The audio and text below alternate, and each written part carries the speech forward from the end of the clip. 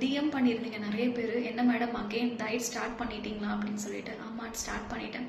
Start பண்ணி almost ஒரு 3-4 days ஆகுது. அப்புறம் என்னோட டாக்டர் சொல்லிட்டாங்க, நீங்கள் வந்துட்டு ஒர்க் அவுட்லாம் ஸ்டார்ட் பண்ணலாம் அப்படின்னு சொல்லிட்டு. ஸோ இன்றைக்கி ஒர்க் அவுட்டும் ஸ்டார்ட் பண்ணிட்டேன்.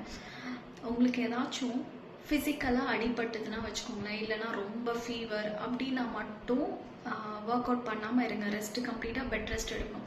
அதை விட்டுட்டு எனக்கு ஒர்க் அவுட் பண்ணவே டைம் இல்லை டாக்டர், எனக்கு வந்துட்டு இல்லைனா ரொம்ப ஸ்ட்ரெஸ்ஸாக இருக்குது டாக்டர் அப்படின்னு நிறைய பேர் என்கிட்டயே பேஷண்ட் வந்து ஆன்லைன் கன்சல்டேஷனில் சொல்லுவாங்க.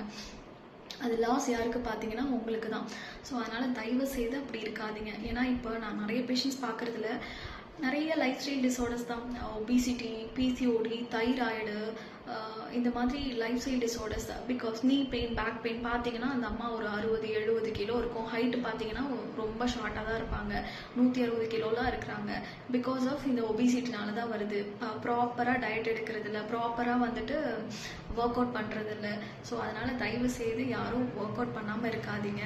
டைம் இல்லைன்னு சொல்லாதீங்க. கன்சல்டேஷனில் எனக்கு எதுவும் சொல்லுவாங்க, மேடம் எனக்கு எப்படி டைம் ஒதுக்குறதுன்னு தெரியல அப்படின்னு சொல்லுவாங்க. நீங்கள் தான் ப்ராப்பராக உங்களுக்கான டைம் அட்லீஸ்ட் ஒரு ½ hour ஒதுக்க முடியலன்னா அது எனக்கு புரியலை. அப்படி இருக்காதீங்க. ப்ராப்பராக டயட் இருங்க, ப்ராப்பராக ஒர்க் அவுட் பண்ணுங்கள். அதுக்கப்புறம் இதுவும் கேட்டிருந்தீங்க, அக்டோபரில் இருக்கா மேடம் வெயிட் லாஸ் ப்ரோக்ராம் இருக்கான்னு சொல்லிட்டு சொன்னீங்க. அதையும் நான் பார்த்துட்டு அப்டேட் பண்ணுறேன்.